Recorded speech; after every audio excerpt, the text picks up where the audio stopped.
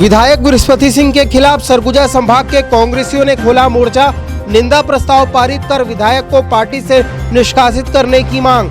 विधायक ने मंत्री टीएस सिंहदेव पर लगाए थे गंभीर आरोप। मैनपाट में हाथियों का आतंक जारी। दल से बिछड़े हाथी ने ग्रामीण को उतारा मौत के घाट। वन विभाग की टीम हाथियों पर बनाई हुई है नजर। खाद की किल्लत को लेकर बीजेपी का हल्ला बोल। सीतापुर विधानसभा क्षेत्र में बीजेपी ने किया धरना प्रदर्शन का आयोजन। सरकार से की किसानों को जल्द खाद उपलब्ध कराने की मांग।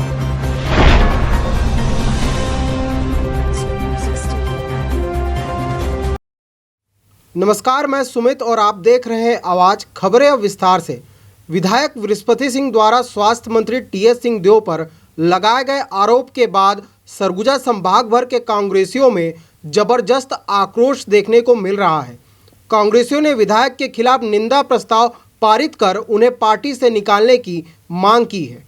कांग्रेस के वरिष्ठ नेता व स्वास्थ्य मंत्री टीएस सिंहदेव के खिलाफ रामानुजगंज विधायक द्वारा दिए गए बयान के बाद सरगुजा संभाग भर के कांग्रेसियों में जबरदस्त आक्रोश है। इसी कड़ी में सोमवार को सरगुजा सहित सूरजपुर और बलरामपुर जिले में जिला कांग्रेस कमेटी की बैठक का आयोजन किया गया। इस दौरान कांग्रेसियों ने विधायक के खिलाफ निंदा प्रस्ताव पारित कर उन्हें पार्टी से निकालने की मांग की है। रामानुजगंज के विधायक बृहस्पति सिंह द्वारा रायपुर में स्वास्थ्य मंत्री टीएस सिंहदेव के खिलाफ दिए गए बयान के बाद समूचे संभाग भर के कांग्रेसियों में खलबली मच गई है। जहां एक ओर सोशल मीडिया में भड़ास निकाली जा रही है, तो वहीं दिन चढ़ते ही कांग्रेसी कार्यकर्ताओं ने विधायक बृहस्पति सिंह के खिलाफ मोर्चा खोल दिया। सरगुजा, सूरजपुर और बलरामपुर में कांग्रेसियों द्वारा बैठक कर रामानुजगंज विधायक बृहस्पति सिंह के बयान पर कड़ी नाराजगी जाहिर करते हुए उनके खिलाफ निंदा प्रस्ताव पारित कर दिया और कांग्रेस की राष्ट्रीय अध्यक्ष सोनिया गांधी को पत्र लिख उन्हें तत्काल पार्टी से बाहर का रास्ता दिखाने की मांग की है। पत्र में कहा गया है कि विधायक बृहस्पति सिंह पद के गुरूर में अपनी मर्यादा भूल गए हैं और मंत्री सिंहदेव पर अनगरल आरोप लगा उन्हें अपमानित करने का प्रयास किया जा रहा है,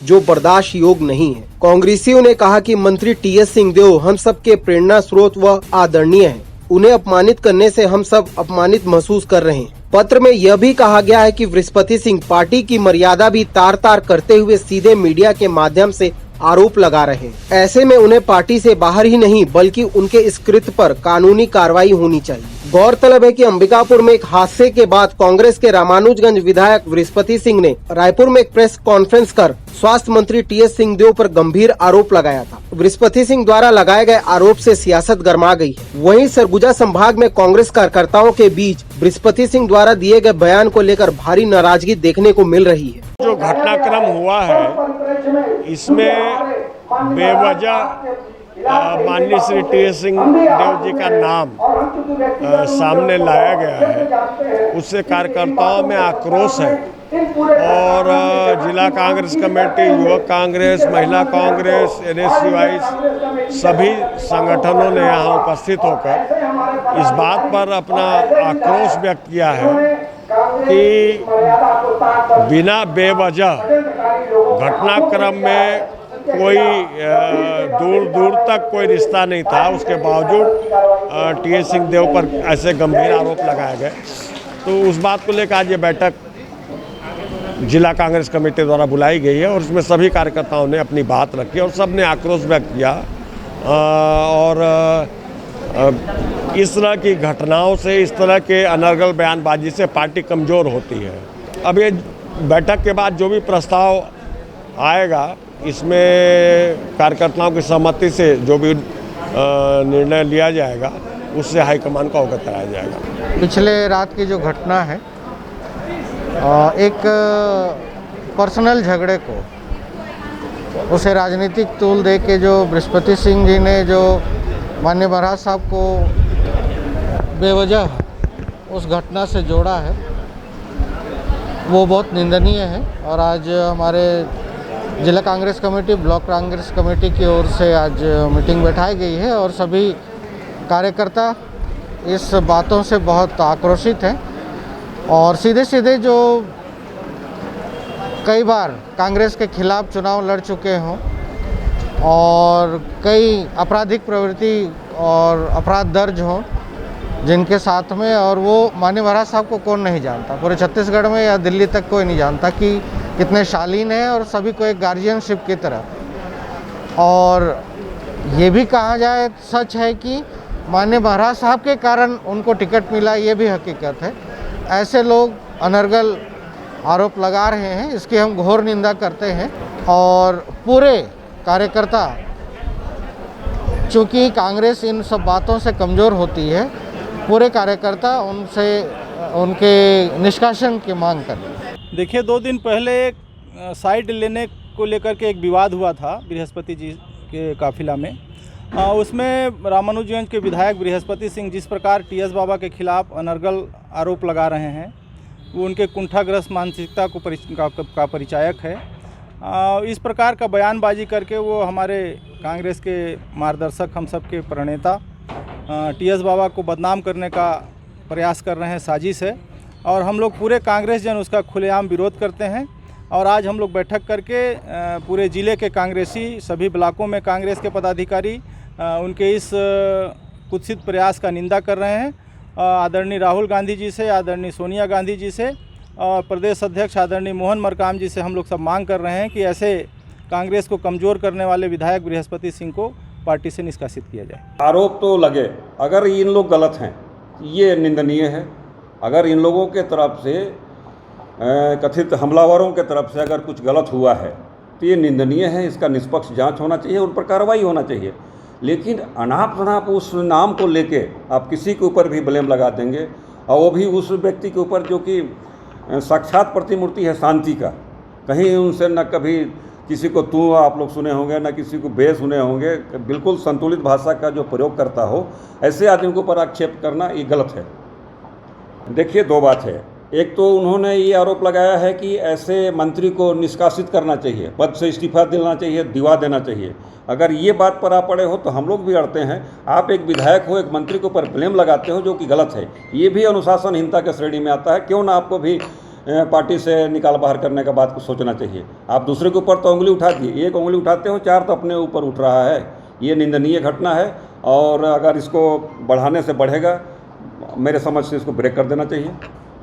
सरगुजा जिले के मैनपाट में इन दिनों हाथियों के आतंक से ग्रामीण दहशत में जीने को मजबूर हैं। इसी कड़ी में एक मामला सामने आया है, जहां दल से बिछड़े हाथी ने एक ग्रामीण को मौत के घाट उतार दिया है। साथ ही ग्रामीण के घर को हाथी ने तोड़फोड़ किया है। इस घटना की जानकारी मिलते ही वन विभाग की टीम हाथी पर नजर बनाई हुई है। सरगुजा जिले के मैनपाट वन परिक्षेत्र में हाथियों का आतंक जारी है। हाथियों द्वारा लंबे समय से अलग अलग क्षेत्र में विचरण कर घरों व फसलों को जमकर नुकसान पहुंचाया जा रहा है। इसी कड़ी में रविवार की रात दल से बिछड़े एक हाथी ने ग्राम पंचायत कंडाराज के पत्रापारा बस्ती में उत्पात मचाते हुए घर को तोड़ डाला। और जब घर में मौजूद ग्रामीण जान बचाने घर से बाहर निकला तो वह भी हाथी के चपेट में आ गया। हाथी ने उसे पटक कर मौत के घाट उतार दिया। एक तो बारिश का मौसम, ऊपर से मैनपाट वन परिक्षेत्र के कई गाँव में हाथियों द्वारा आए दिन घर तोड़े जाने से ग्रामीणों को दोहरे संकट का सामना करना पड़ रहा है। हाथियों ने अब तक कई घरों को नुकसान पहुंचाया है। वहीं वन अमला हाथियों को खदेड़ने या नियंत्रण करने में पूरी तरह से लचर नजर आ रहा है। सारे उपाय फेल नजर आ रहे हैं। इन परेशानियों के बीच अब हाथी के हमले से एक और ग्रामीण की जान चली गई। इधर घटना की सूचना मिलने पर वन अमला सोमवार की सुबह मौके पर पहुंचा था। वन अमले ने घर व मृतक का मुआवजा प्रकरण तैयार किया। यूरिया खाद की किल्लत को लेकर बीजेपी किसान मोर्चा ने सूबे की सरकार के खिलाफ मोर्चा खोल दिया है। सोमवार को बीजेपी किसान मोर्चा द्वारा सीतापुर विधानसभा क्षेत्र में धरना प्रदर्शन का आयोजन किया गया। इस दौरान बीजेपी ने जल्द से जल्द यूरिया खाद उपलब्ध कराने की मांग सरकार से की है। सरगुजा जिले में यूरिया खाद की किल्लत को लेकर पिछले दिनों किसानों ने सरकारी खाद की दुकानों में जमकर हंगामा किया था। वहीं यूरिया खाद की पर्याप्त उपलब्धता के लिए भाजपा किसान मोर्चा ने 14 जुलाई को राज्यपाल के नाम कलेक्टर को ज्ञापन सौंपा था। वहीं मांग नहीं पूरी होने पर भाजपा किसान मोर्चा के द्वारा गांधी चौक पर धरना प्रदर्शन का आयोजन भी किया गया था। बावजूद इसके जिले में यूरिया खाद की पर्याप्त उपलब्धता नहीं हो सकी, जिसके विरोध में भाजपा ने सीतापुर विधानसभा क्षेत्र में धरना प्रदर्शन का आयोजन किया और सरकार से किसानों को पर्याप्त मात्रा में यूरिया खाद उपलब्ध कराने की मांग की। वहीं भाजपा ने आरोप लगाया कि प्रदेश सरकार यूरिया खाद की कालाबाजारी कर रही है, जिससे किसानों को पर्याप्त मात्रा में यूरिया खाद उपलब्ध नहीं हो पा रहा है, जिसका खामियाजा किसानों को उठाना पड़ रहा है। वहीं बीजेपी का कहना है कि यदि सरकार समय रहते किसानों को यूरिया खाद उपलब्ध नहीं कराई तो आने वाले दिनों में बीजेपी सड़क पर उतरकर उग्र आंदोलन करने को बाध्य होगी। 90% आबादी कृषि या कृषि कार्य पर आधारित है और जो इनके घोषणा पत्र 36 जन घोषणा पत्र था, ये एक भी वादे पूरे नहीं कर रहे हैं, मुकर रहे हैं। सत्ता में आते ही ये किसानों के साथ छल करना चालू कर दिए। पिछले वर्षों में हमने धरना प्रदर्शन इसी सिलसिले को लेकर के किया था। वर्तमान समय में भी यूरिया की आपूर्ति का मसला सबसे बड़ा मसला है। हम ये चाहते हैं कि किसानों को सरल रूप से यूरिया की आपूर्ति हो और डॉक्टर रमन सिंह जी के ज़माने में यूरिया की दिक्कत कभी नहीं हुई, जबकि यूरिया नीम कोटेड 2014 में के बाद हुआ और डॉक्टर रमन सिंह जी जो है वो 2004 से सरकार में है। 2003 दिसंबर में सरकार बनी थी और 15 साल लगातार वो रहा, उनका भारतीय जनता पार्टी का शासन रहा, लेकिन यूरिया का किल्लत ऐसा कभी नहीं रहा। जबकि यूरिया का दूसरा उपयोग भी, औद्योगिक उपयोग भी हुआ करता था। अब यूरिया पे नीम कोटिंग हो जाने की वजह से दूसरा उपयोग नहीं है। उसके बाद भी यदि यूरिया का किल्लत है, सहकारी समिति में यूरिया नहीं है और प्राइवेट दुकानों में यूरिया है, इससे साफ जाहिर होता है कि कहीं न कहीं वर्तमान सरकार जो है भ्रष्टाचार में लिप्त है। और हम इस सरकार को जगाने के लिए और आम किसानों को उनके दुख के साथ खड़े होने के दृष्टिकोण से आज यह कार्यक्रम रखा है। उसी निमित्त ये आज का कार्यक्रम है और उसी के निमित्त हम आज का अलख जगा रहे हैं। भारतीय जनता पार्टी प्रदेश संगठन के आह्वान पर और भारतीय जनता पार्टी किसान मोर्चा के प्रदेश के निर्देशानुसार उन्हीं के नेतृत्व में पूरे 90 विधानसभा में आज ये एक दिवसीय धरना प्रदर्शन का कार्यक्रम रखा गया है, क्योंकि हम लोगों ने 14 तारीख को पूरे प्रदेश में कलेक्टर के माध्यम से राज्यपाल को ज्ञापन दिया था कि अगर 48 घंटे के अंदर अंदर यूरिया की या खाद की आपूर्ति नहीं होती है पूरे प्रदेश में, तो हम निश्चित रूप से 16 तारीख को जिले में धरना प्रदर्शन करेंगे। हम लोगों ने बृहद रूप से जिले में धरना प्रदर्शन किया और धरना प्रदर्शन के बाद मात्र 3 रैक खाद की आपूर्ति हुई और 3 रैक खाद की आपूर्ति में मात्र 1236 मैट्रिक टन ही खाद आ पाया। 1236 मैट्रिक टन को अगर पूरे सरगुजा जिले में 3,97,067 एकड़ ज़मीन है और उसमें 1,42,000 किसान हैं, अगर उन लोग को डिवाइड कीजिएगा तो सभी किसानों को अधिकतम 1 बोरी खाद, जिसमें यूरिया, इफ्को, डीएपी सारे सम्मिलित हैं, उसमें सारे किसानों को मात्र 1 बोरी ही खाद मिल पाएगा। आज पूरे सरगुजा जिले के साथ साथ पूरे प्रदेश के किसानों का जो धान है वो पीले पड़ते हुए नज़र आ रहे हैं। आप लोगों को विश्वास नहीं है तो अगर रास्ते में जाएंगे, खेतों को देखेंगे तो जो जितने एकदम ग्रीन दिखने चाहिए जो धान के पौधे हैं वो अभी एकदम पीले पीले दिखते हुए आपको नजर आएंगे। वक्त हो चला एक छोटे से ब्रेक का, जल्द लौटते हैं।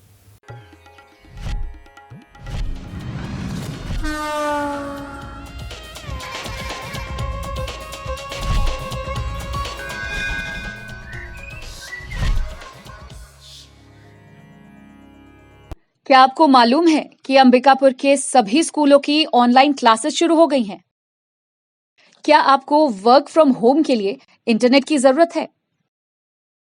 अब अंबिकापुर के सभी क्षेत्रों में ब्रॉडबैंड इंटरनेट कनेक्शन की सुविधाएं उचित दरों पर उपलब्ध हैं।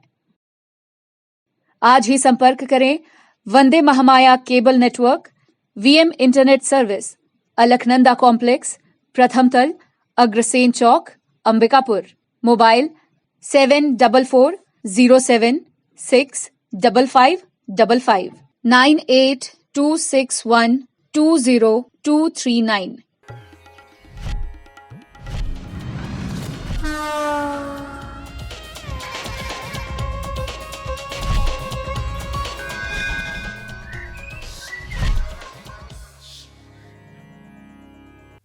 ब्रेक के बाद आपका स्वागत है। बढ़ते हैं अगली खबर की ओर। सूरजपुर जिले में यातायात नियमों के प्रति लोगों को जागरूक करने के लिए पुलिस विभाग द्वारा विशेष अभियान चलाया जा रहा है। पुलिस अधीक्षक भावना गुप्ता लोगों को गुलाब फूल भेंट कर और जरूरतमंदों को हेलमेट वितरण कर यातायात नियमों के पालन करने की अपील कर रही हैं।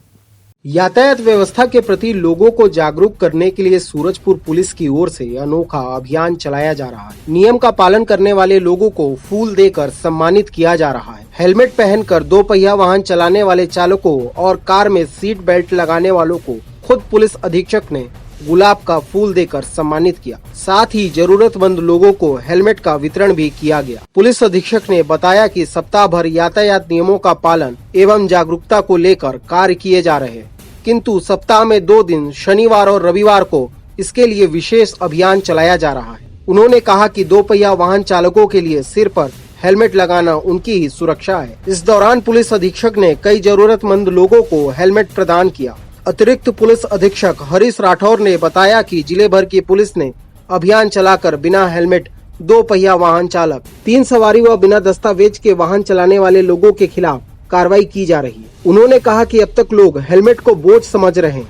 ऐसे में 2 पहिया वाहन चालक हेलमेट लगाए दिखाई नहीं देते हैं, लेकिन पुलिस अधीक्षक भावना गुप्ता के द्वारा स्वयं कई अवसरों पर वाहन चेकिंग अभियान के दौरान लोगों को बिना हेलमेट पहन सफर करने पर समझाइश तथा हेलमेट धारण करने वालों को नियमित हेलमेट के उपयोग को लेकर प्रोत्साहित किया गया। हेलमेट पहनने को लेकर प्रोत्साहन तथा सख्ती और जगह जगह रोककर चालान काटे जाने को लेकर एकाएक बड़ी संख्या में 2 पहिया वाहन चालकों के सिर पर हेलमेट दिखाई देने लगा है। मुख्यमंत्री जी माननीय पुलिस महानिदेशक की तरफ से सड़क दुर्घटनाओं की रोकथाम के हेतु निरंतर पुलिस विभाग को निर्देशित किया गया है और उसी कड़ी में सड़क सुरक्षा यातायात नियमों का पालन हो, इसी उद्देश्य से हम लोग ड्राइव चला रहे हैं। सैटरडे संडे को हमारा पूरा पुलिस अमला सड़कों पे आपको दिखाई देगा, जिसमें जो लोग यातायात के नियमों का उल्लंघन करते हैं उन पे चालानी कार्रवाई की जा रही है। साथ ही साथ में लोगों को समझाइश भी दी जा रही है कि वो हेलमेट पहने और वो सीट बेल्ट लगाएं, ताकि वो अपनी जान और अपने परिवार की जान की सुरक्षा कर सकें। कारगिल युद्ध में शहीद हुए जवानों की शहादत को याद कर रिटायर्ड फौजियों ने अंबिकापुर शहर में रैली निकाली। रैली की शुरुआत अंबिकापुर कलेक्ट्रेट परिसर से की गई थी। देश के जवान सैनिकों की वीरता और बलिदान का प्रतीक कारगिल विजय दिवस के उपलक्ष्य पर निकाली गई रैली शहर के विभिन्न मार्गों से होते हुए जय स्तंभ चौक पहुंची। वही जय स्तंभ चौक पर कारगिल युद्ध में शहीद जवानों की शहादत को याद कर उन्हें नमन किया गया, जिसके पश्चात रिटायर्ड सैनिकों ने घड़ी चौक पहुंचकर विवेकानंद की प्रतिमा पर माल्यार्पण कर रैली समाप्त की। जैसा कि आपको मालूम होगा कि आज के दिन हमारी सेनाओं ने कारगिल में विजय प्राप्त की थी और हमारे इतने जो साथी हैं इसमें से बहुत से लोग उसके हिस्सा रहे थे। और आज जो कारगिल के शहीद हैं उनकी शहादत को याद करते हुए हम लोग आज एक कार्यक्रम आयोजित किए हैं और जिसमें हम लोग यहाँ से अभी इकट्ठा होने के बाद रैली निकालेंगे और जय स्तंभ चौक पे जा कर के और अपने शहीदों को हम नमन करेंगे और वहाँ से फिर हम लोग वापस आएंगे। सावन महीने के पहले सोमवार को सूरजपुर जिला मुख्यालय सहित जिले भर के शिवालयों में भक्तों का तांता लगा रहा। जहां श्रद्धालु शिव मंदिर में जल चढ़ाते नजर आए, वहीं जिले के सारासोर, देवगढ़ सहित सभी शिव मंदिरों में कोविड-19 के पालन के साथ भक्तों ने पूजा अर्चना की। भक्तों का कहना है कि कोविड काल के लंबे दौर के बाद मंदिरों के पट खुले हैं। ऐसे में मंदिरों में पूजा अर्चना करने से मन को शांति मिलती है। श्रद्धालुओं ने जिले को कोरोना मुक्त बनाने के लिए प्रार्थना की है। हमेशा अच्छा ही लगेगा, भोलेनाथ की कृपा हमेशा सब पे बनी रहे। और पहला सोमवार था, वैसे भी मन में उत्साह था तो दर्शन करने के लिए, इसीलिए भोलेनाथ की आए हैं। सावन तो वैसे भी पावन महीना है और अब हमेशा से ये पावन रहा है। अभी कोविड की वजह से सच में बहुत सारी परेशानियां आई, मंदिर बंद थे, वैसे भी मन अशांत था। अब कभी भी मंदिर में आइए तो मन को शांति ही मिलता है। तो जब मंदिर खुला है, फिर से जीवन नॉर्मल हो रहा है तो अच्छा लग रहा है। बहुत जगह ऐसे है, अभी हम महाकाल के दर्शन के लिए गए थे तो वहाँ बिल्कुल व्यवस्था है, मास्क वगैरह हर चीज़ों का वो किया गया है। तो मेरे समझ से हर चीज़ के लिए अभी वो है और कोविड वैक्सीनेशन चल रहा है तो नॉर्मल ही हो रही है धीरे धीरे। वक्त हो चला है एक और छोटे से ब्रेक का, जल्द लौटते हैं।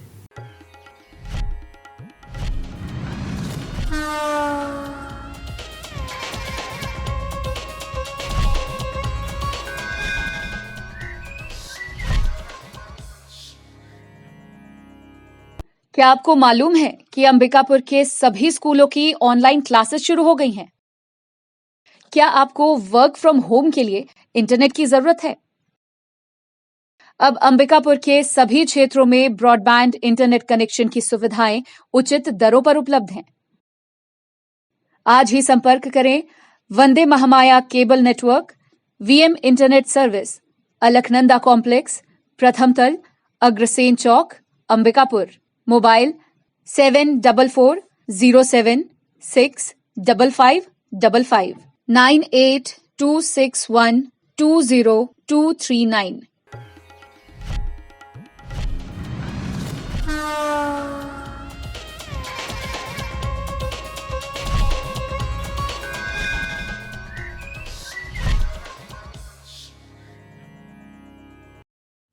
ब्रेक के बाद आपका स्वागत है। बढ़ते हैं अगली खबर की ओर।